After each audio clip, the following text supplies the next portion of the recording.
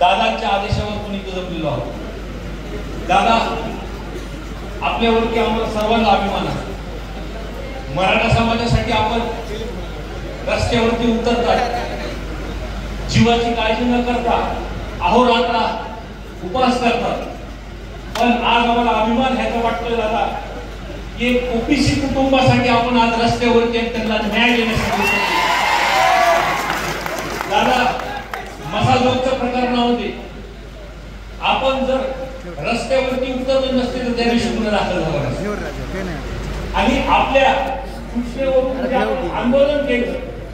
फक्त बीड जिल्हा नाही तर महाराष्ट्रात सर्व जनता ही रस्त्यावरती उतरली। एकमेव उदाहरण असेल दादा, आज सुद्धा आपण बैठक बोलवली इथं फक्त मराठा समाज तर आहेच, पण इतर समाज, मुस्लिम समाज, बौद्ध समाज, ओबीसी समाज, सर्व 18 पकड जातीचं मन सुद्धा दादा आपण शिकलेलं आहे। माझा लोकच्या प्रकरणामध्ये दादा मी बोललो होतो की हे काही जातीपातीचं भांडण नाहीये, हे विचाराचा लढा आहे। न्याय देण्यासाठी आपण रस्त्यावर उतरलोय आणि जो व्यक्ती आहे हा वाल्मिक कराड यांनी या जातीमध्ये दोन जातीमध्ये जे भांडण लावले त्याला ठीक करण्यासाठी आपण सर्वजण नेहमीच रस्त्यावरती उतरतो। एकीकडे खरा प्रसंग झाल्यानंतर आंदोलन करावं लागतं दादा, आपल्याला रस्त्यावर उतरावं लागतं, लोकांना रस्त्यावर उतरावं लागतं। हे पहिलं आंदोलन असं बघतो की त्याच्यामध्ये राजकारण नाही झालं, फक्त म्हणजे मी तर विरोधी पक्षाचा आमदार आहे, पण प्रकाश दादा असतील, धसामना असतील किंवा भाजपच्या अनेक आमदार असतील ह्या विषयामध्ये सभागृहामध्ये पहिल्यांदाच बोलताना दिसतात। वारंवार आपण सर्वांची भाषण मी ऐकत होतो, युवराजजी तुमचं ऐकलं, जी मनात तळमळ आहे मी जे आधी सांगितलं की एखादी घटना खरी होऊन सुद्धा आंदोलन करावं लागतं। म्हणजे कुटुंबावरती 2-2 वर्ष झाले तरी गुन्हे दाखल होत नाही, तपास होत नाही, एकीकडे लगेचच कुणावरती खोटा गुन्हा दाखल होतो। अशा लोक प्रकरण मी संतोष अण्णा देशमुख यांच्या कुटुंबासोबत रामकृष्ण बांधरांचा एक विषय मांडला होता, आपण सर्वांनी त्याला साथ दिली आणि त्या कुटुंबावरती 2 खोटे 307 झाले होते, एक अॅट्रॉसिटी झाली होती आई वडिलांची, पण आपण सर्वांनी आंदोलन केलं म्हणून आज त्यांना सुद्धा ही दिली भेटली। आणि आज फक्त एवढेच प्रकरण परळीमध्ये नाहीये, आम्ही सुद्धा त्यांच्या कुटुंबाला भेटण्यासाठी सुप्रियाताई रोहितला आम्ही गेलो होतो।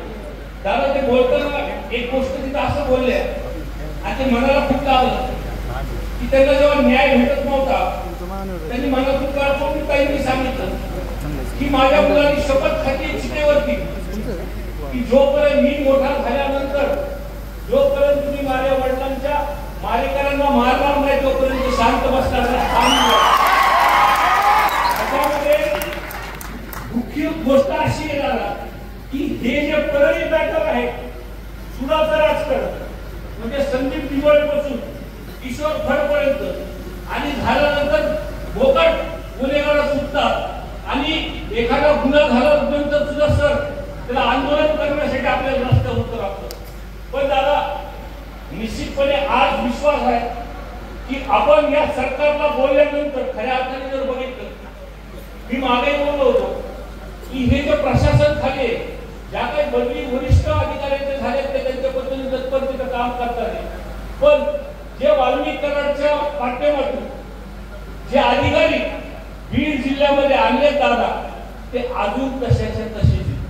जर बिंदू नावाचा विषय प्रकाश दादा आम्ही आणि दसांनी अधिकाऱ्यांकडे बैठक ह्या संदर्भातली घेतली, बिंदू नावाचा विषय जर केला आला तर ही खालची जी आव्हान वरती सरकारकडे जातात हे पूर्णपणे जी खरी परिस्थिती आहे। जेव्हा लोक आंदोलनासाठी उतरतात आपण जर काही सोडत झाला मग ते खऱ्या अर्थाने खरा आवाज सुद्धा वरती जातो आणि भविष्यामध्ये दादा या कुटुंबाला आज खऱ्या अर्थाने आपण रस्त्यावर उतरल्यापासून आणि आपण सर्वजण उतरल्यापासून आम्हाला पूर्णपणे विश्वास आहे की या कुटुंबाला नक्कीच न्याय भेटेल। आणि दादा अजून एक गोष्ट मला या कार्यक्रमाच्या निमित्त सांगली की खोटे गुन्हे जे दाखल होतात, ज्यांनी मागं म्हणलं होतं रामकृष्ण बांधरचा दादा, या सर्व विषयावरती जे परळी पॅटर्नचा विषय म्हणलो ते प्रत्येक मतदारसंघामध्ये घुसतंय.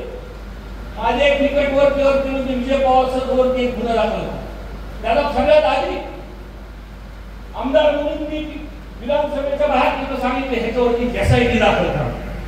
जर पीडित ज्या खरंच त्रास झालाय त्यांचं खरंच तिथं आहे तर पूर्णपणे तपास करा. दादा एसपी ला मी रोज बोलत होतो आणि या विषयामध्ये बोलत असताना की जर त्याच्यामध्ये निघालं खरं तर तुमच्या पद्धतीने तिथं कारवाई करा. दादा माझी विनंती, आपला खूप मोठा आवाज आहे, आपण एकदा आवाज केल्यानंतर महाराष्ट्र पेटून उतराला. या विषयामध्ये सुद्धा आला पवार सरचे कोचिंग क्लासेस आणि स्कूलमध्ये 400 कॅमेरे आणि व्हिडिओ रेकॉर्डिंग झाला. जे काही स्टेटमेंट आले त्याच्यामध्ये असं सांगितलं की 15 दिवसानंतर ते डिलीट होतं, पण फॉरेन्सिक लॅब भारतात 2 आहेत आणि त्या फॉरेन्सिक लॅब मध्ये जेव्हापासून आपण कॅमेरे लावतो तेव्हापासून तर 3-4 वर्षाचा रेकॉर्ड त्याच्यामध्ये निघतो. दादा जर ह्याच्यामध्ये आमच्यावरती जे आरोप केले आम्ही जर दोषी असलो तर आम्हाला सुद्धा तुम्ही 8 टाका, पण हे जे खोटे गुन्हे होतात आणि जे खरे गुन्हे होतात त्याच्यावरती आपण सर्वजण ताकदीने या कुटुंबासोबत राहू. एवढंच या ठिकाणी सांगतो. मला बोलण्याची संधी दिली त्याबद्दल सर्वांचे मी आभार मानतो. धन्यवाद.